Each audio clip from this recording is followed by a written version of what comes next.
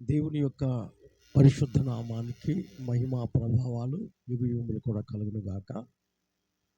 మరి సమయంలో నాకు సమయం ఇచ్చిన దైవజనులు జైపాల్ గారికి ప్రత్యేకంగా ప్రభు నామాన్న వందనాలు.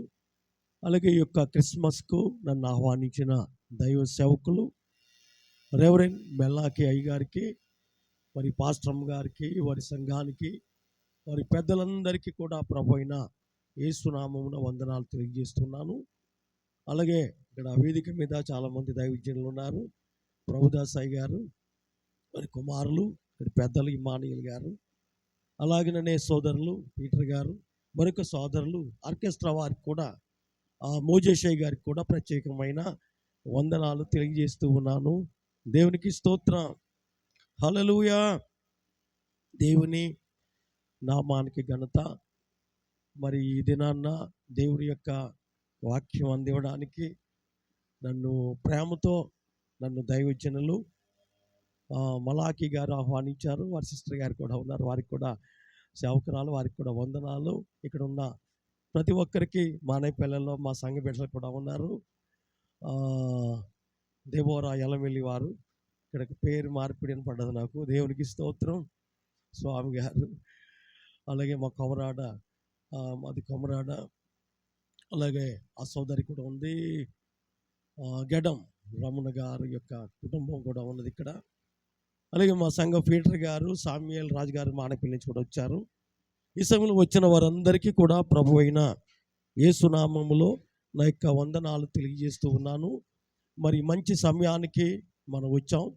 మరి ఇంతవరకు కూడా చక్కని పాటలు, మరి సంఘ బిడ్డలు అందరు కూడా పాడి ప్రభుని స్తుతించారు. అలాగే చక్కని గ్రీటింగ్స్ దైవ సేవకులు కూడా అందించారు. అలాగే ఆర్కెస్ట్రా వారు కూడా మరి చక్కని సంగీతాన్ని అందిస్తూ మరి దేవుని నామాన్ని ఘనపరుస్తూ ఉండగా మరి నాకు ఇక్కడ చాలా ఆనందాన్ని, సంతోషాన్ని నేను అనుభవించాను.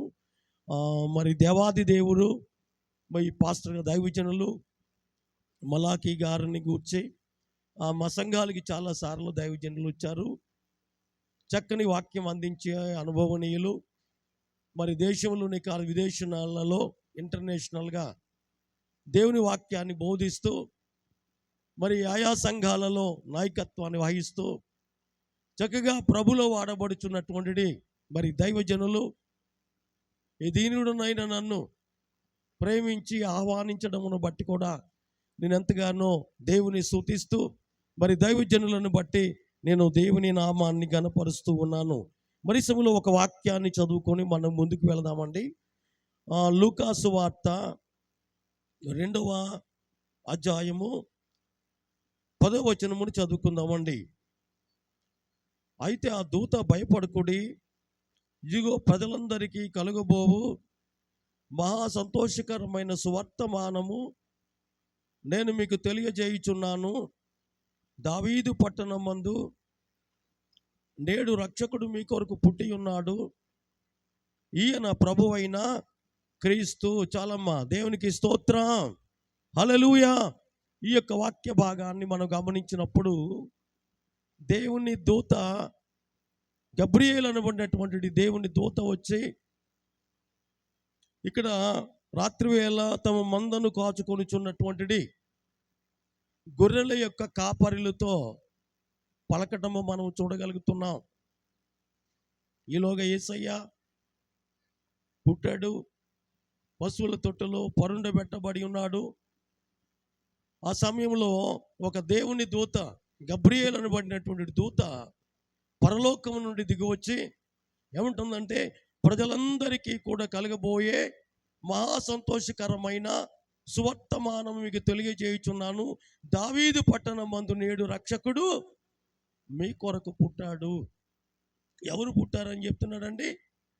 రక్షకుడు పుట్టాడు, రక్షించేవాడు పుట్టాడు, విమోచకుడు పుట్టాడు. కాబట్టి మీరు భయపడవద్దు అని చెప్పి దేవుని దూత మందను కాచుకొనుచున్నటువంటి గొర్రెలతో పలకటము మనము చూడగలుగుతున్నాం. ఈ యొక్క రక్షకుడు పుట్టాడన్నటువంటి ఈ యొక్క వార్త ఎవరికి ఆనందదాయకం అంటే, ప్రజలందరికీ కూడా కలగబోయే మహా సంతోషకరమైన సువర్తమానం ఇది.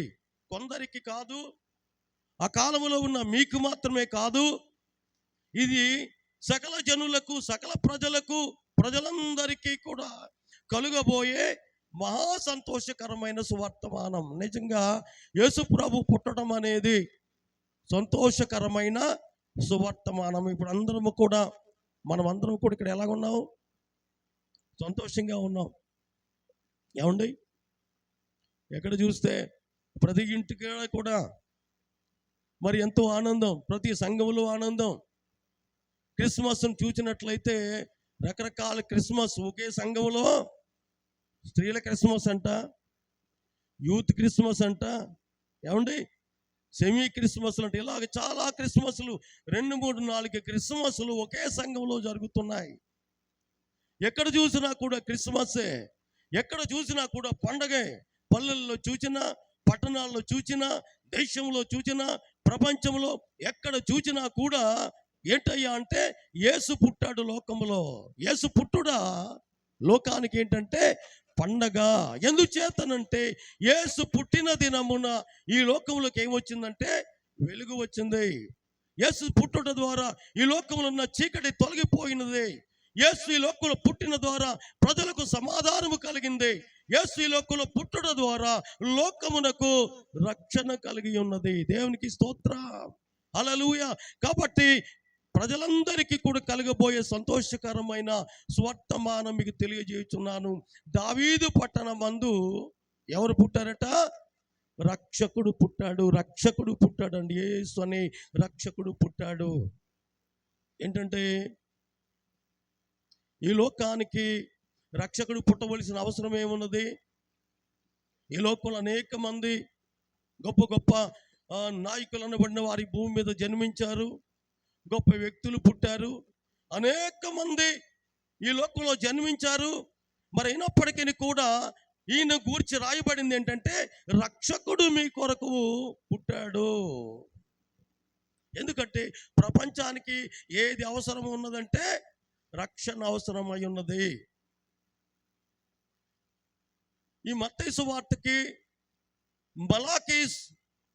మలాకీ గ్రంథానికి చూసినట్లయితే 400 సంవత్సరాలు గ్యాప్ అంటండి. ఈ 400 సంవత్సరాల కాలంలో ప్రవక్తలలో చివరి ప్రవక్త ఎవరంటే మలాకీ ప్రవక్త.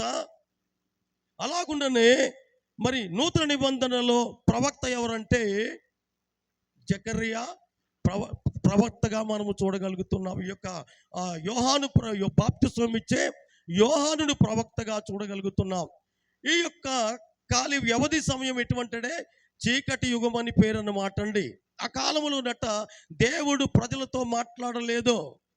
అంతకు పూర్వము దేవుడు మాట్లాడుతూ ఉన్నాడు, కానీ ఆ కాలంలో ప్రవక్తలతో కానీ ఎవరి ద్వారా కానీ దేవుడు మాట్లాడలేదు. అది నిశ్శబ్ద యుగం, చీకటి యుగం, దేవుడు మాట్లాడినటువంటి యుగం అన్నమాట. ఆ కాలం అంతా కూడా ఎందుచేతనంటే లోకము ఏమైందంటే పాపము ద్వారా పండిపోయింది అన్నమాట అండి. పాపం పండిపోయింది. మొదటి మనుషుడైన ఆదాము ద్వారా లోకంలోకి ఏమొచ్చింది? పాపం వచ్చింది. ఆ పాపము ఏమైందంటే చివరి సమయానికి వచ్చినప్పటికు అది ఎక్కువైపోయింది అనమాట అండి. బైబిల్ చెప్పే విషయం ఏంటంటే పాపము వలన వచ్చు జీతము ఏముందండి? మరణం అన్నమాట అండి. పాపము వలన మానవుడికి ఏమొస్తుందంటే మరణము వస్తూ ఉన్నది. మొదటి మనుషుడైన ఆదాము ద్వారా ఈ లోకంలో పాపము వచ్చింది. ఆ పాపము ద్వారా మానవుడికి ఏమొచ్చిందంటే మరణము వచ్చింది. ఈ లోక మానవులందరూ కూడా దేని కొరకు సిద్ధపరచారంటే మరణము కొరకు సిద్ధపరచబడి ఉన్నారు. ప్రకటన గ్రంథమును చూసినట్లయితే 20వ అధ్యాయము 14, 15 వచనాలను చూసినట్లయితే అక్కడ మనకు కనబడే విషయం ఏంటంటే మరణమును, మృతుల లోకమును అగ్నిగుండములో వేయబడెను. అగ్నిగుండమట రెండవ మరణం అన్నమాట అండి. మరణం ఎక్కడికి వెళ్ళిపోతుంది? ఈ మృతుల లోకం ఎక్కడికి వెళ్ళిపోతుంది? ఆదాము నుండి మరి నేటి కాలంలో ఉన్న సకల మానవులు కూడా ఎక్కడికి వెళ్ళిపోతున్నారంటే ఆరని అగ్నిలోనికి వెళ్ళిపోతున్నారు. భయంకరమైనటువంటి మరణము వారికి సిద్ధపరచబడి ఉన్నది. దేవుని లేఖనం ఏమంటుందంటే ఆదాము మొదలుకొని మోషే వరకు కూడా మరణము ఏలేను అని కనబడుతుంది. అంటే అందరికి ఏమున్నదండి? మరణం ఉన్నది, మరణం ఉన్నది, మరణం ఉన్నది, మరణం ఉన్నది, మరణము సిద్ధపరచబడి ఉన్నది. కాబట్టి మానవులందరికీ మరణం ఉన్నది. కాబట్టి ఈ మానవుడికి ఏం కావాలంటే ఈ మరణము నుండి తప్పించబడాలి, ఈ మరణ యాతనలు తప్పించబడాలి, నిత్య నరకములో నుండి మానవుడు తప్పించబడాలి అనేటటువంటిది దేవుని సంకల్పం అయి ఉన్నది. కనుక దేవాది దేవుడైనటువంటి ప్రభువు ఒక రక్షణను సిద్ధపరిచి దేవుడు తగిన కాలమందు ఎవరిని పంపించాడంటే రక్షకుడిని పంపించాడు. దేవునికి స్తోత్రం, హల్లెలూయా. కాబట్టి రక్షకుడు పుట్టుట అనేది ప్రజలందరికీ ఎంతో సంతోషం అన్నమాట. అంటే రక్షకుడు పుట్టి ఉన్నాడు. అవునండి, ఈ లోకములో దేవాది దేవుడు అయిన యేసుక్రీస్తు ప్రభు మనల్ని రక్షించడానికి పుడతాడని చెప్పి బైబిల్ గ్రంథములో మనము చాలా ప్రవచనాలు మనము చదువుతాం. యెషయా గ్రంథము 9వ అధ్యాయము 6వ వచనమును మనము చూసినప్పుడు అక్కడ ఏమని రాయబడి ఉన్నదండి? ఏలయనగా మనకు శిశువు పుట్టెను, కుమారుడు అనుగ్రహింపబడినని కనబడుతుంది. దేవునికి స్తోత్రం. ఎవరు పుడతాంటే శిశువు, మనకు శిశువు. ఎలాగనగా మనకు శిశువు, మనకు కుమారుడు. ఎవరండి? కుమారుడు పుడతాడు. ఎందుకంటే ఈ లోకములో ఉన్న సకల మానవాళిని విమోచించుట కొరకై కుమారుడు మీ కొరకు పుడతాడు. 750 సంవత్సరాల క్రితం దైవజనుడైనటువంటి యెషయా ఈ ప్రవచనాలు ప్రవచించినట్లుగా మనము చూస్తూ ఉన్నాం. మరొక సంగతికర ఒక గరుడ పురాణములో ఒక సూక్తి ఉన్నదండి. గరుడ పురాణములో ఉన్న ఆ సూక్తి ఏంటంటే అపుత్రస్య గతిర్నాస్తి అనేటటువంటి శ్లోకం అన్నమాట. ఆ మాటకు అర్థం ఏంటంటే అపుత్రస్య అంటే పిల్లలు పుట్టకపోతే, అంటే కుమారుడు పుట్టకపోతే గతులు లేవు. గతిర్నాస్తి, గతులు నాస్తి అంటే లేదు. కుమారుడు పుట్టకపోతే అంటే తల్లిదండ్రులకు కుమారుడు పుట్టకపోతే ఏమి లేదటండి, గతులు అంటే మోక్షం లేదన్నమాట. అంటే కొడుకే కుమారుడే తండ్రులను ఏం చేస్తాడట? రక్షిస్తాడట. పున్నామి నరకము నుండి తప్పించి నిత్య జీవమునకు పంపేవాడు ఎవడంటే కొడుకే అని ఆ యొక్క గ్రంథములో ఉన్న ఆ యొక్క శ్లోకము యొక్క అర్థం అన్నమాట అండి. అపుత్రస్య గతిర్నాస్తి, పుట్టకపోతే పిల్లలకు కుమారుడు పుట్టకపోతే. నిజంగా కుమారులు పుడితే చాలామంది అనుకుంటారు, మన విధానంలో అనుకుంటారు కదండి, కొడుకు పుడితే నన్ను మోక్షానికి చేర్చాడండి, కొడుకు పుడితేనే నేను పరలోకం వెళ్తానండి, ఆడపిల్లలే పుట్టేస్తున్నాడు అనుకునే వాళ్ళు చాలా మంది ఉంటారు. ఏమండి, ఈ లోకంలో కొడుకులు పుడితే మనలను తల్లిదండ్రులను లేక పరలోకం చేరదో మనకు తెలియదు, కానీ వాళ్ళు ఏమి చేర్చలేరు. కానీ ఇంకొకటి చేస్తారు. ఎక్కడికండి? నరక బాధలు చూపించేస్తారు తల్లిదండ్రులకు. ఏమండి, పిల్లలు తండ్రులకు నరక బాధలను చూపించే పిల్లలు చాలా మందిని ఈ లోకంలో చూస్తున్న. ఈ మధ్యలోనే ఒక విషయాన్ని మనం టీవీ 9లో చూశాను నేను. ఏంటంటే ఒక ఆయన ఉన్నాడు, రిటైర్డ్ అనమాట, ఎంప్లాయ్ అనమాట, చెన్నై వాస్తవ్యుడైన గణేష్ అన్న ఆయనకి 2 కొడుకులు ఉన్నాడటండి. 2 కొడుకులుంటే ఈయనైతే రిటైర్డ్ అయిపోయాడు గణేష్ అన్న ఆయన. ఈలోగా ఉండగా హఠాత్తుగా ఆయన పాము కాటు గురి అయి చనిపోయాడంటండి తండ్రి గారు. గణేష్ అనబడినటువంటి వృద్ధుడు పాము కాటుకి గురై ఆయన చనిపోయాడు. చనిపోతే ఈలోగా వాళ్ళ కొడుకులు అన్ని కార్యక్రమాలు అయిపోయి ఈ కొడుకులు ఏం చేశారంటే పాలసీలు ఉన్నటువంటి ఇన్సూరెన్స్ పాలసీలు కాబట్టి దాని కొరకు వెళ్ళి అధికారుల దగ్గరికి వెళ్ళి ఇన్సూరెన్స్ తీసుకుంటాకి వాళ్ళు వెళ్తున్నారనమాట అండి. ఎన్ని వస్తాయంటే 3 కోట్లు వస్తాయంటండి. ఎన్ని కోట్లు అండి? 3 కోట్ల రూపాయలు వస్తాయన్నమాట. 3 కోట్ల కొరకు వెళ్ళి వీళ్ళకి కార్యక్రమాలు అయిపోయి వీళ్ళ మొఖాలు చూస్తే చాలా హ్యాపీగా ఉన్నాయి.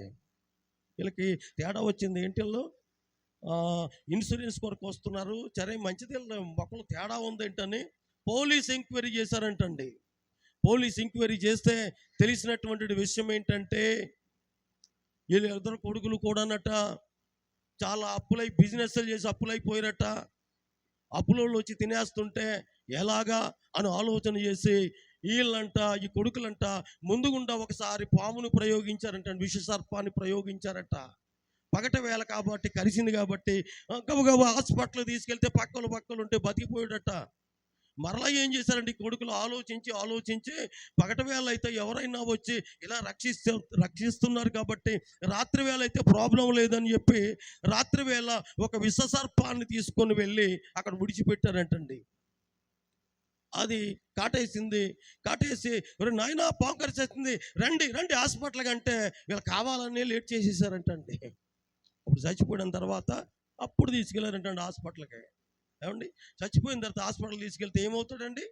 అంత ముదిరిపోయిన తర్వాత తీసుకెళ్తే ఇంకా సుఖం లేదు అంటంతో వీళ్ళకి కావాల్సింది అదే కదా పిల్లలకి. తండ్రి చచ్చిపోతే వారికి ఎన్ని కోట్లు వస్తాయి? 3 కోట్లు వస్తాయి. 3 కోట్లు వస్తాయి. అప్పులు తీర్చేసుకొని హ్యాపీగా బతుకుతాం. చూడండి, పిల్లలు చేసిన పని చూడండి. బతకుండగానే తండ్రిని చంపేసి స్వర్గానికి కాదు నరకానికి పంపడానికి పిల్లలు సిద్ధపడటము మనము చూడగలుగుతున్నాం. ఎంత దౌర్భాగ్యమైన పరిస్థితి చూడండి.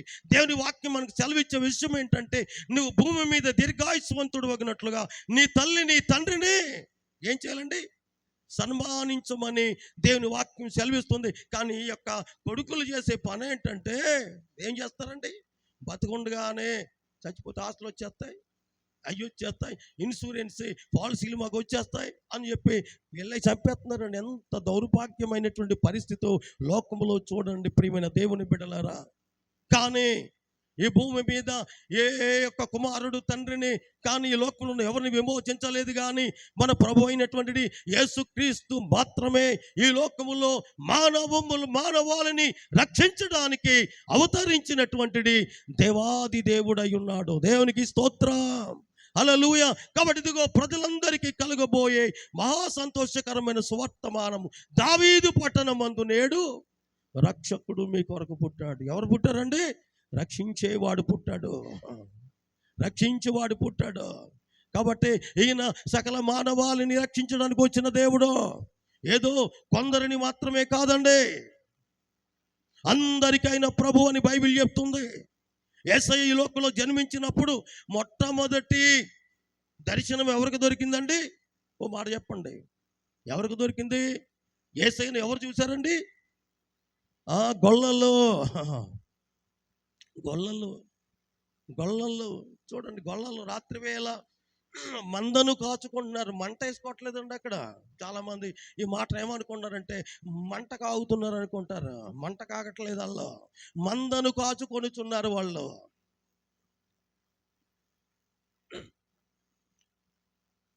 మందను కాచుకొనిచుండగా ప్రభు దూత వారికి వచ్చి, నిజంగా ఈ గొల్లలను గూర్చి మరి ఇక్కడ ఏరియాలో ఉన్నారో లేదో నాకు తెలియదు, కానీ మా ఏరియాలో ఉన్నారు. మా ఇంటి దగ్గర ఈ పనస చెట్లు అవి ఉండేవి మాకు. అప్పుడప్పుడు వీళ్ళు వచ్చేవారు, వచ్చి అవన్నీ శుభ్రం చేసి మేకలకు వేసుకునేవారు. అయ్యా మాకు టేకు చెట్లు కూడా ఉన్నాయి, కూసేయండి అంటే శుభ్రంగా అవన్నీ శుభ్రం చేసేసి చాలా మంచిగా మాటనివారు. ఇగో డబ్బులు తీసుకో బాబు, 100 తీసుకో, చాలా మాకు పని ఎక్కువ చేసావు కదంటే, అయ్యగారు వద్దండి, వందనాలండి, ప్రార్థన చేయండి అని అనేవారండి. వాళ్ళు నిజంగా వాళ్ళు ఎటువంటి వారంటే చాలా నిర్మలమైన మనసు కలిగినటువంటి వారు. దేవునికి స్తోత్రం, హల్లెలూయా. కల్లా కపటము లేనటువంటి వారండి. కాబట్టి వాళ్ళు చాలా కల్లా కపటము లేని స్థితిలో దీనులై తమ మందను కాచుకొనిచున్న ఆ దూతల యొద్దకు దేవుడు మరి తన దూతను పంపగా వెళ్ళి వాళ్ళు ఏం చేశారు? యేసయ్యను వాళ్ళు చూచారంటండి. దేవునికి స్తోత్రము కలుగునుగాక, హల్లెలూయా. యేసయ్య యొక్క ప్రత్యక్షత ఎవరికి దొరికిందయ్యా అంటే ఆ గొల్లలకు దొరికినది. గొల్లలకు దొరికిందండి. చూస్తారా? యేసయ్య యొక్క ప్రత్యక్షత ఈ లోకంలో గొప్ప రాజుల ఇంట్లో ఆయన పుట్టలేదు, మహాజ్ఞానుల ఇంట్లో ఆయన పుట్టలేదు. యేసయ్య లోకంలోకి వచ్చినప్పుడు ఆయన చాలా దీనుడు, బీదవారి యొక్క గృహంలో యేసయ్య పుట్టినట్టుగా మనము చూడగలుగుతున్నాం. మరి ఆ యోసేపులు ఎటువంటి వారంటే బీదలు. ఏమండి, వారు చాలా కడు బీదలుగా మనము చూడగలుగుతున్నాం. కాబట్టి ఈ లోకములో దేవాది దేవుని యొక్క ప్రత్యక్షత, యేసును చూచే ప్రత్యక్షత, యేసును చూచి ఆనందించే ప్రత్యక్షత, యేసయ్యను గూర్చి సాక్ష్యం ఇచ్చే ధన్యత, యేసును గూర్చి ఆడి పాడి స్తుతించే ధన్యత ఎవరికి దొరికిందయ్యా అంటే గొల్లలకు దొరికినట్లుగా చూడగలుగుతున్నామండి. అలాగుననే ఈ లోకములో కూడా మనకు కూడా అయ్యగారి ప్రార్థన చేసి ఇందాక చక్కని గ్రీటింగ్ చెప్పారు కదా, ఈ లోకంలో ఎవరికండి? బలహీనులైన వారికి యేసుప్రభు దొరికాడు. నిజంగా దేవుని వాక్యము మనకు తెలియజేస్తున్నదంటే 1 కొరింథీయులకు రాసిన పత్రిక 1వ అధ్యాయము 26-27 వచనములో చూసినప్పుడు దేవుని యొక్క పిలుపుని చూడండి, దేవుడు మనల్ని పిలిచిన చూడండి. ఆయన ఈ లోక రీతిగా జ్ఞానులైనను గొప్ప వంశపు వారైనను బలవంతులైన ఆయన పిలువలేదు, కానీ ఈ లోకంలో వెర్రివారమైన మనలను, ఎన్నిక లేని వారైన మనలను ఆయన పిలుచుకున్నాడు. దేవునికి స్తోత్రము కలుగునుగాక. హల్లెలూయా. కాబట్టి లోకములో ప్రభువు, ఈ లోకంలో సామాన్యులేమి, సామంతులేమి, ధనికులేమి, దరిద్రులేమి ప్రతి ఒక్కరూ కూడా యేసయ్య పిలుస్తూ ఉన్నాడు. ప్రతి ఒక్కరిని కూడా రక్షించడానికి వచ్చాడండి. ఏమండి, ఆ యొక్క యెరూషలేములో చిన్న బెత్లెహేము గ్రామంలో పశువుల తొట్టెలో పుట్టబడినటువంటి ఆ యేసయ్య నేటి కాలములో చూచినట్లయితే ప్రపంచములో ఏ మూల చూచినా కూడా యేసయ్య భజనే. దేవునికి స్తోత్రం. యేసయ్యను గూర్చిన స్తుతియే, యేసయ్యను గూర్చిన ఆరాధనయే మనము చూడగలుగుతూ ఉన్నామండి. చూడండి యేసయ్య గొప్పతనం చూడండి. ఏమండి, అయ్యగారు దైవజనుల మలాకి అయ్యగారు కువైట్ దేశం వెళ్ళారు. ఆయన నాకు తెలిసి 2 సార్లు వెళ్ళారు. నేను కూడా ఒకసారి కువైట్ దేశాన్ని నేను కూడా విజిట్ చేశాను. ఆ దేశము చూచినట్లయితే అరబ్ కంట్రీ అండి. అది ఇస్లాంను ఆరాధిస్తారు ఆ దేశంలో. ఇంకొక మతాన్ని ప్రకటించడానికి ఉండదు. కానీ అటువంటి కుటుంబంలో, ఏమండి, అటువంటి కుటుంబంలో మరి షేక్ గారి యొక్క కుమారుడు, రాజుగారి కుమారుడు ప్రిన్స్ గారు, ఆయన పేరు ప్రిన్స్ గారు, రాజుగారి యొక్క కుమారుడు అబ్దుల్లా అల్ షబా ఆయన పేరు అన్నవాడు. అబ్దుల్లా అల్ షబా అనబడినటువంటి రాజుగారి యొక్క కొడుకు ఆయన ఏమని ప్రకటించాడు తెలుసా? నేను యేసును స్వీకరిస్తున్నాను, యేసు రక్షకుడని, యేసు నా విమోచకుడని నేను ప్రకటిస్తున్నానని చెప్పి ప్రజలందరి ఎదుట కూడా ఆయన సాక్ష్యం ఇచ్చాడంటండి. దేవునికి స్తోత్రం. హల్లెలూయా. చూడండి, ఎవరో ఒక శాస్త్రి గారు మారాడంటే వేరు. ఆ దేశము ఎంత కఠినమైన శిక్షలండి. మారటాకుండదు, ఇస్లామును వీడి మారటాకుండదు. మారితే ఏమవుతుందంటే వారి యొక్క పౌరుషత్వాన్ని కోల్పోతారు, రాచరికాన్ని కోల్పోతారు. కానీ ఈయన ఏమన్నాడు? నాకు అధికారం లేకపోయినా పర్వాలేదు, తర్వాత ఈయనే రాజు అవుతాడు అనమాట అండి. తండ్రి గారి తర్వాత ఈయనే రాజు. ఆ రాజరికము నాకు వద్దు, నాకు ఈ ఆస్తులు వద్దు, నాకు వచ్చే ఈ అవసరతలు వద్దు. అవసరమైతే నేను యేసు కొరకు చనిపోతాను, యేసు కొరకు నేను ప్రాణం పెడతాను, యేసే నా దేవుడు అని చెప్పి, యేసే నా రక్షకుడు అని చెప్పి ఆయన ప్రజలందరి ఎదుట కూడా సాక్ష్యం ఇచ్చాడంటండి. దేవునికి స్తోత్రము కలుగునుగాక. చూడండి ప్రియమైన దేవుని బిడ్డలారా, యేసు యొక్క శక్తి ఎంత గొప్పదో, యేసు ఎంత గొప్ప రక్షకుడో. యేసు కొందరికి మాత్రమే కాదు, అందరికీ రక్షకుడు. యేసు అందరికీ ఆయన రక్షకుడై ఉన్నాడు. దేవునికి స్తోత్రం. యేసునందే రక్షణ మనకు, హల్లెలూయా. ప్రభు యేసునందే నిత్య జీవం, హల్లెలూయా. యేసునందే రక్షణ మనకు, హల్లెలూయా. ప్రభు యేసునందే నిత్య జీవం. రాజులకు రాజు యేసు, హల్లెలూయా. అందరూ చెప్పండి, హల్లెలూయా. ప్రభులకు ప్రభు యేసు, హల్లెలూయా. ప్రభులకు ప్రభు యేసు, హల్లెలూయా. యేసునందే రక్షణ మనకు, హల్లెలూయా. ప్రభు యేసునందే నిత్య జీవం, హల్లెలూయా. ప్రభు యేసునందే నిత్య జీవం, హల్లెలూయా. ప్రైజ్ ది లార్డ్, హల్లెలూయా. కాబట్టి యేసునందే మనకు రక్షణ కలుగుతుంది. ఆకాశము క్రింద మనుషులలో ఇయ్యబడిన మరి ఏ నామమున కూడా మనకు రక్షణ లేనే లేదు. యేసు రక్షకుడు, యేసు రక్షకుడై ఉన్నాడు. దావీదు పట్టణమందు మీ కొరకు రక్షకుడు పుట్టినాడు. కాబట్టి ప్రియమైన సోదరుడా, యవనస్తుడా, నీ జీవితంలో ఎన్నెన్నో క్రిస్మస్లు జరుగుతున్నాయి, ఎన్నెన్నో పండుగలకు వస్తున్నావు, ఆరాధిస్తున్నావు, కానుకలు ఇస్తున్నావు, మంచిదే. అయితే నీకు రక్షణ నువ్వు పొందుకున్నావా? ఈ రక్షణ నీవు పొందుకున్నావా? యేసే నిన్ను విమోచించడానికి వచ్చిన దేవుడని నువ్వు తెలుసుకున్నావా? ఒకసారి నువ్వు ఆలోచన చేయి. యేసుని గురించి చాలా మంది ఏమనుకుంటారంటే, యేసు ఏదో ప్రవక్త అని అనుకునే వాళ్ళు కొందరు, ఏ లోకంలో ఉన్న అవతారాలు అనుకుంటే వాళ్ళు కొందరు. యేసు ఒక ప్రవక్త కాదు. యేసు ఈ లోకంలో కనబడే వ్యక్తుల వంటి వాడు కాదు. ఆయన ప్రత్యేకమైనటువంటి వాడు.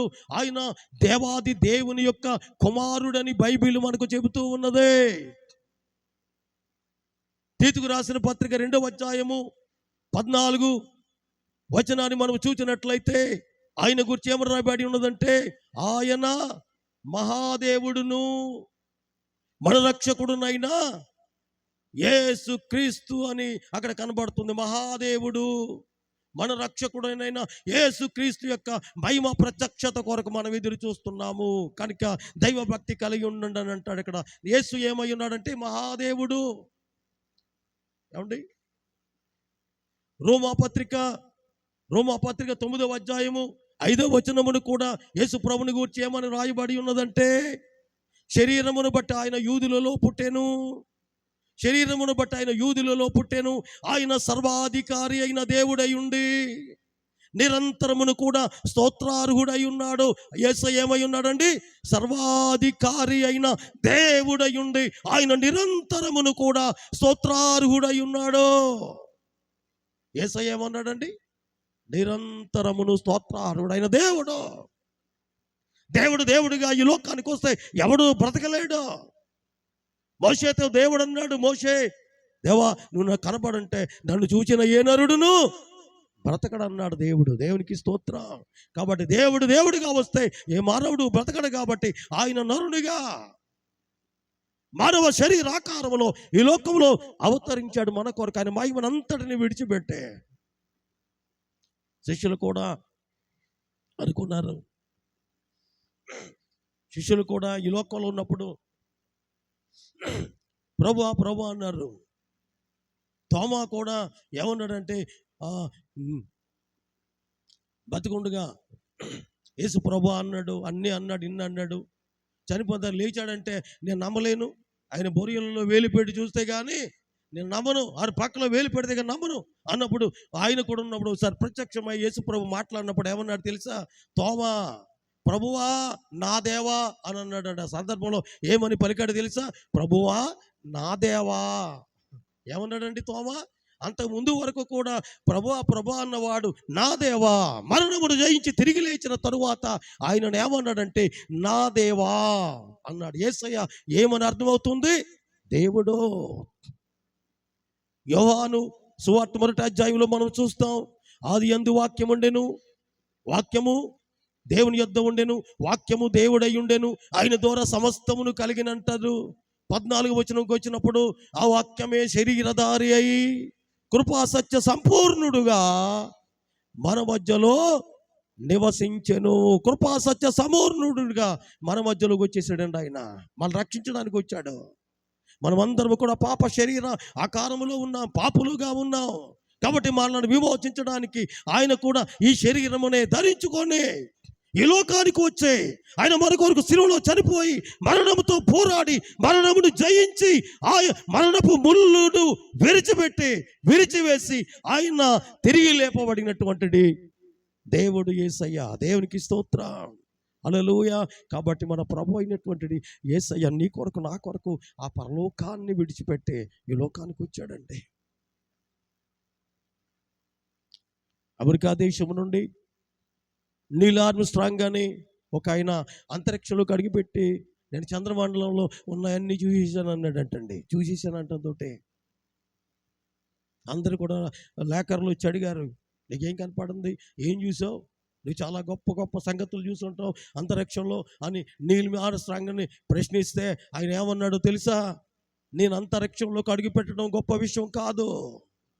భూలోకములోనికి ఆ మహాదేవుడైన దేవుడు యేసుక్రీస్తు ప్రభు పరలోకాన్ని, పైలోక మహిమను, ఆ యొక్క మహాకాశములను విడిచిపెట్టి లోకములోనికి ఆయన మానవుడిగా రావటమే గొప్ప సంగతి. దేవునికి స్తోత్రం, హల్లెలూయా. కాబట్టి యేసుక్రీస్తు ప్రభువు ఈ లోకంలో మన కొరకు ఆయన అవతరించినటువంటి దేవునిగా మనము చూడగలుగుతున్నాం. ప్రియమైనటువంటి దేవుని పిల్లలారా, కాబట్టి ఎంత ధన్యులమండి మనం.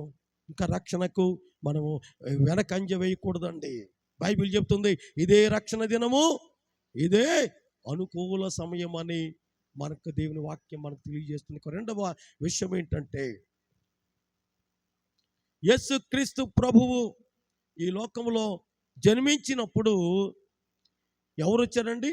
తూర్పు దేశము నుండి జ్ఞానులు రావటము మనము చూడగలుగుతున్నాం. మత్తయి సువార్త 2వ అధ్యాయంలో మనం చూసినట్లయితే అక్కడ జ్ఞానులు కనబడతారు. హేరోదు దగ్గరికి వెళ్ళి వాళ్ళు ఏమంటారంటే, యూదుల రాజుగా పుట్టిన వాడెక్కడా? మేము ఆయనను పూజింపవచ్చి తిమి అని తూర్పు దేశము నుండి వాళ్ళు ఎన్నెన్నో ప్రయాసలు పడి వారు యేసు దగ్గరికి వచ్చి యేసును ఆరాధించినట్లుగా మనము చూడగలుగుతున్నాం. కాబట్టి యేసు దగ్గరకు రావడానికి వాళ్ళకి త్రోవ చూపినది ఏమిటి అంటే, ఎవరు త్రోవ చూపారండి? ఎవరండి? నక్షత్రము త్రోవ చూపినట్లుగా మనము చూడగలుగుతున్నాం. ఎవరండి? నక్షత్రం. ఈ క్రిస్మస్లో మనకు కనబడేది ఏంటంటే నక్షత్రం. మీ ఇంటి మీద నక్షత్రాలు ఉన్నాయా లేవమ్మా? నక్షత్రాలు ఉన్నాయన్న వాళ్ళు ఒకసారి చెయ్యొద్దండి. ఇంటి మీద నక్షత్రాలు, స్టార్స్. తెలుగు అర్థం కావట్లేదేమో. స్టార్లు కట్టుకున్నారా? అమ్మో ఎవరికి లేవన్నమాట. మా ఇంటి కాడ కూడా లేవమ్మా. నేను దారంట వస్తుంటే చూస్తున్నాను, ప్రతి ఇంటి మీద కూడా స్టార్స్. అబ్బో పిల్లలు ఎత్తుతున్నారు నిర్భయంగా. చాలా మంచిది. మీలో కొందరు అబద్ధం ఆడుతున్నారు అనుకుంటున్నాను నేను. రైట్, మంచిగా చెప్పారు. పిల్లలు ఇలాంటి వారిది దేవుని రాజ్యం అన్నాడు కదా యేసుప్రభు, వాళ్ళ మొహమాటం లేకుండా చెప్పేస్తారు అంతా కూడా. కాబట్టి ప్రతి ఇంటి మీద కూడా స్టార్స్ కనపడుతూ ఉన్నాయి. ఈ యొక్క స్టార్స్ ఏంటి, ఎందుకు ఇలాగ కలిగి ఉంటారంటే, మరి ఈ యొక్క క్రిస్మస్లో డిసెంబర్ 1 నుంచి కూడా మొదలు పెట్టేస్తూ ఉంటారు. కారణం ఏంటంటే ఇవి యేసయ్యకు త్రోవ చూపినటువంటి స్టార్స్. నిజమే, ఆ యొక్క నక్షత్రము ఏం చేసిందంటే యేసయ్య దగ్గరకు ఈ యొక్క జ్ఞానులను తీసుకొని వచ్చినట్లుగా మనము చూడగలుగుతూ ఉన్నాం. ప్రియమైనటువంటి దేవుని పిల్లలారా, ఈ భూలోకంలో కూడా చాలామంది స్టార్స్ ఉన్నారు. ఏ స్టార్స్ అండి? సూపర్ స్టార్ అంట, పవర్ స్టార్ అంట, రెబల్ స్టార్ అంట, మెగాస్టార్, చాలామంది స్టార్లు. ఏమండి? పవర్ స్టార్ అంటారు ఎక్కడి నుంచో అబ్బాయి. నిజమే, ఈ లోకంలో చాలామంది స్టార్లను చూస్తూ ఉంటాం. వాళ్ళని స్టార్లు అంటాం. ఏమండి? నక్షత్రాన్ని పెట్టుకుంటాం, కానీ ఇంకా స్టార్లు ఉన్నాయి. ఏమండి? ఇంకా స్టార్లు ఉన్నాయి. ఏంటా స్టార్లు అని అంటే, ఆ స్టార్ ఎవరో తెలుసా? యేసుక్రీస్తు ప్రభువే ఆ స్టార్. దేవునికి స్తోత్రం, హల్లెలూయా. యాకోబులో నక్షత్రము ఉదయించును అనే ప్రవచనము మనము చూడగలుగుతున్నాం. యేసు ఒక నక్షత్రం. ఆయన గురించి కూడా మాత్రమే కాదు కానీ ఈ భూలోకంలో యేసుక్రీస్తును ఎవరైతే అంగీకరిస్తారో, యేసు ప్రభుని రక్షకునిగా దేవునిగా ఎవరైతే అంగీకరించి వారుగా ఉంటారో, వారు కూడా ఎలాగున్నారంటండి? నక్షత్రములని దేవుని వాక్యం మనకు తెలియజేస్తూ ఉన్నది. దానియేలు గ్రంథము చూడండి. దానియేలు గ్రంథము 12వ అధ్యాయము 3వ వచనాన్ని చదువుకుందాం. దానియేలు గ్రంథము 12వ అధ్యాయము 3వ వచనం అండి. బుద్ధిమంతులైతే ఆకాశ మండలములోని జ్యోతుల వలె నిరంతరము ప్రకాశించెదరు. నీతి మార్గమును అనుసరించి నడుచుకున్నట్లుగా ఎవరు అనేకులను దేవుని వైపు తిప్పుదురో వారి నక్షత్రముల వలె నిరంతరమును కూడా ప్రకాశించెదరు. దేవునికి స్తోత్రం, హల్లెలూయా. నీతి మార్గము, దేవుని మార్గం ఎటువంటిదండి? నీతి మార్గము, పరిశుద్ధ మార్గము, జీవ మార్గము, మోక్ష మార్గము, యేసయ్య మార్గము. ఈ మార్గమును అనుసరించి నడుచుకున్నట్లుగా ఎవరు అనేకులను తిప్పుదురో వారు దేనితో పోల్చబడ్డారు? నక్షత్రముల వలె పోల్చబడ్డారు. కాబట్టి ప్రియమైన దేవుని బిడ్డలారా, సూపర్ స్టార్ అంటే ఆ స్టార్ అనుకోవచ్చు, వాళ్ళు కాదు. కానీ అసలైన స్టార్లు ఎవరంటే నువ్వే రక్షింపబడి నీ పొరుగు వారికి సాక్ష్యం ఇస్తే, నింటి వారికి సాక్ష్యం ఇస్తే, యేసే దేవుడని, యేసే రక్షకుడని, యేసే విమోచకుడని, ఆయన ద్వారానే లోకానికి రక్షణ కలుగుతుందని యేసుని గూర్చి సాక్ష్యం ఇచ్చి ప్రభు వైపుకు ఎవరైతే తిప్పుతారో వారు నక్షత్రములు. మనం అలాగుంటున్నామా? మనం ఆ విధమైన నక్షత్రాలు ఉంటున్నామా? ఒకసారి ఆలోచన చేయండి. ఒక సమరయ స్త్రీ మారిపోయిన తరువాత, మార్పు చెందిన తరువాత, యేసయ్య మాటలు వినిన తరువాత తన పాపపు కుండ అక్కడే విడిచిపెట్టి ఆమె ఏం చేసిందండి? ఊరిలోనికి వెళ్ళిపోయి యేసుని గూర్చి చెప్పి అనేక మంది, ఊరంతాను ఎంతమందినండి? ఊరందరిని తీసుకుని వచ్చేసింది. దేవునికి స్తోత్రం. ఆమె నక్షత్రం. ఏమండి, నయమాని కుష్ఠరోగం పోవడానికి సాక్ష్యం ఇచ్చిన ఒక ఇజ్రాయేలు చిన్నది పనిపిల్ల, ఆమె యొక్క నక్షత్రం. నువ్వున్నవా నక్షత్రంగా? తల్లి, చెల్లి, సోదరుడా, దేవుని బిడ్డలారా, అనేక సంవత్సరాలుగా ప్రభు మందిరాల్లో మనం ఉంటున్నాం, వాక్యం చదువుతున్నాం, పాటలు పాడుతున్నాం, అనేకమైన క్రిస్మస్లు మన జీవితంలో జరుగుతూ ఉన్నాయి. అయితే యేసు ప్రభు దగ్గరకు నువ్వు నడిపించే ఒక నక్షత్రముగా నువ్వు ఉన్నావా? ఒకసారి ఆలోచన చేయండి. మనం రక్షణ పొందాం, మనం వెలిగించబడ్డాం, యేసయ్యను మనం అంగీకరించిన మనము కూడా అనేకులను యేసయ్య వరకు, యేసయ్య దగ్గరికి వచ్చేటట్లుగా, యేసయ్యను ఆరాధించేటట్లుగా మనము చెయ్యవలసిన బాధ్యత మన మీద ఉన్నది. దేవునికి స్తోత్రము. హల్లెలూయా, హల్లెలూయా. కాబట్టి చూడండి, స్టార్ చేయవలసిన పని ఏంటంటే, ఏమండి, యేసు వద్దకు నడిపించి మనము కూడా యేసు దగ్గరికి నడిపించే వారిగా ఉండడానికి ఈ క్రిస్మస్లో మనము తీర్మానం చేసుకుందామండి. యేసు దగ్గరికి అజ్ఞానులు వచ్చినప్పుడు ఏం చేశారండి? వారు పెట్టెలు యేసయ్యను స్తుతించారటండి, పూజించారట, యేసయ్యను పూజించారటండి. యేసయ్యను దగ్గర సాగిలపడ్డారు వాళ్ళు. అంటే అర్థం ఏంటి? యేసే దేవుడు. వాళ్ళకి తెలియదులేండి, వాళ్ళు పారసీక దేశం నుంచి వచ్చారు కదా, వాళ్ళకి తెలియదు. వాళ్ళకి ఎక్కడెక్కడి నుంచి వచ్చారు.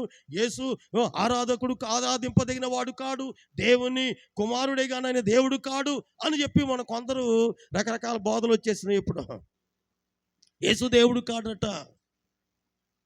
యేసు దేవుడు కాకపోతే ఏమండి, అనేకులు యేసు పాదాల దగ్గర పడిపోయారండి. యేసు వాళ్ళు అద్భుతాలు చేసినప్పుడు ఆయన పాదాల దగ్గరికి వచ్చేసారు.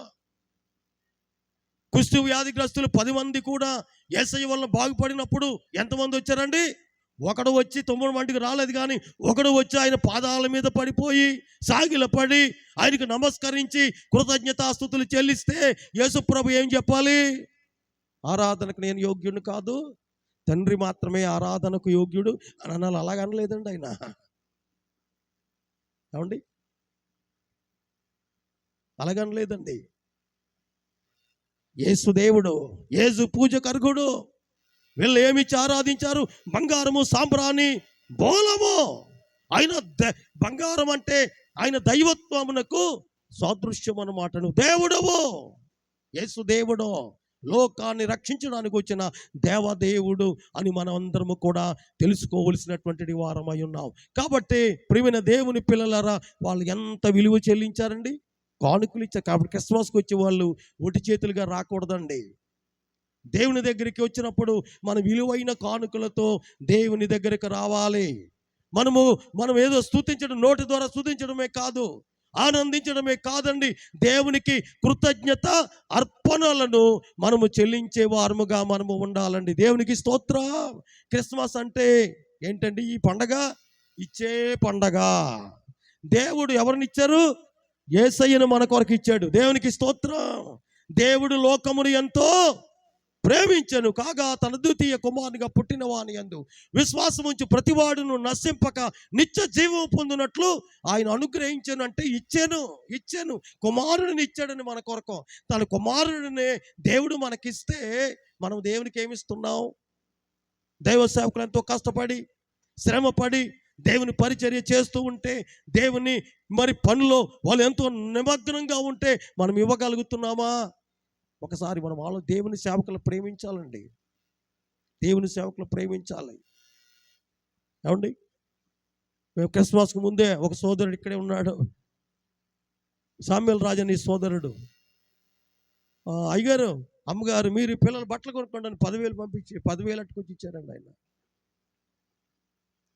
ఇలాగ చాలామంది దేవుని పిల్లలు దైవ సేవకులమైన మమ్మలను ప్రేమించి అయ్యగారు బట్టలు కొనుక్కోండి, అయ్యగారు ఖర్చులు ఉంటాయి కదా.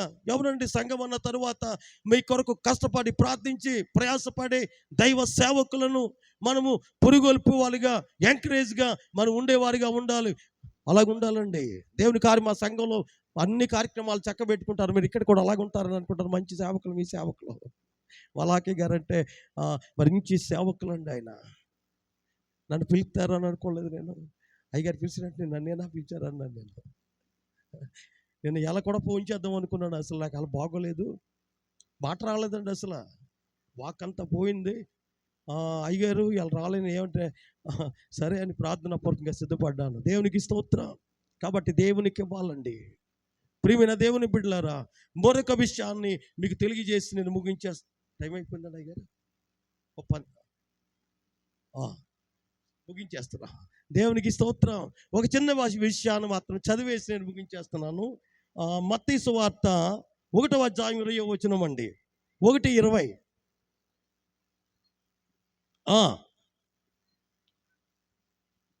22వ వచనం అమ్మ క్షమించండి. ఇదిగో కన్యక గర్భవతి అయి కుమారుని కనును, ఆయనకు ఇమ్మానుయేలని ఏ పేరండి? ఇమ్మానుయేలని పేరు పెట్టబడిన యెషయా ప్రవక్త ప్రవచించిన ప్రవచనం అండి ఇది. యేసయ్యకు ఒక పేరేంటంటే, యేసుకి ఏమని పేరు పెట్టబడుతుంది అన్నాడండి? ఇమ్మానుయేలు. ఇమ్మానుయేలు అని పేరు నాకు అర్థం ఏంటంటే దేవుడు మనకు తోడని అర్థము. దేవుడు మనకు తోడు. యేసయ్య ఎందుకు వచ్చాడంటే మనకు తోడుగా ఉండడానికి యేసయ్య వచ్చాడు. యేసయ్య ఈ లోకంలో మనము ఒంటరులము కాదండి.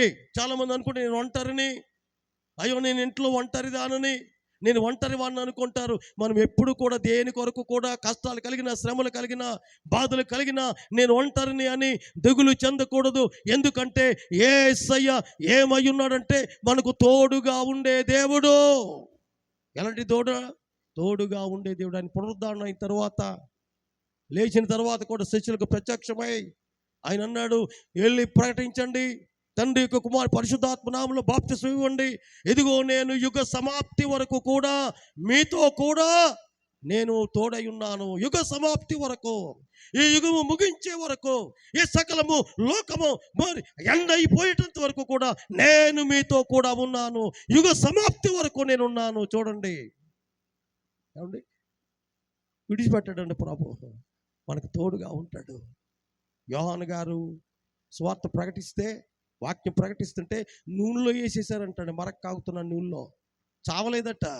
అప్పుడు ఏం చేశారంటే పద్మాసు అనే ద్వీపంలో ఒంటరి అయిపోయాడు. అక్కడ ఒంటరి అయిపోయాడు. అయ్యో నాకు సముద్రాలు ఉన్నాయి, చుట్టూ మనుషులు లేరే, క్రూర మృగాలు, అయ్యో నా పరిస్థితి ఏంటి అన్నట్లుగా దేవుని సన్నిధిలో ప్రార్థన చేసుకుంటూ ఉంటే ప్రభు అయినటువంటి యేసయ్య ఆయనకు దర్శనమందు కనబడి ప్రకటన గ్రంథము రాయమన్నాడు. ఆ గ్రంథం జరగబోయే సంగతులను చూపిస్తూ ఈ గ్రంథాన్ని రాయి అని ప్రభు ప్రత్యక్షమై కనబడి ఆయన ఏమన్నాడు తెలుసండి? ఇదిగో నేను మొదటి వాడను కడపటి వాడను, మృతుడనైతిని గాని ఇదిగో యుగ యుగములు కూడా నేను సజీవుడనై ఉన్నాను. దేవునికి స్తోత్రం, హల్లెలూయా. యుగ యుగములు కూడా నేను సజీవుడను. నువ్వు భయపడకో, నువ్వు ఒంటరిగా ఉన్నవాడిని భయపడకో, నీ కష్టాలు ఉన్నా భయపడకో, నేను నీకు తోడై ఉన్నాను. కాబట్టి ప్రభు అయినటువంటి యేసయ్య మనకు తోడై ఉండే దేవుడు, మనం రక్షించిన దేవుడు, రక్షించడానికి వచ్చిన దేవుడు, ఆయన తోడై ఉండే దేవుడు. కాబట్టి ఆయన పిల్లలమైన మనము ఆయన యొద్దకు కూడా అనేకులను చేర్చే నక్షత్రాలుగా ఉందాం. దేవుడు తన పరిశుద్ధ వాక్యాన్ని మనందరి వినికిడిలో ఆశీర్వదించునుగాక. ఆమేన్. అందరికీ వందనాలండి.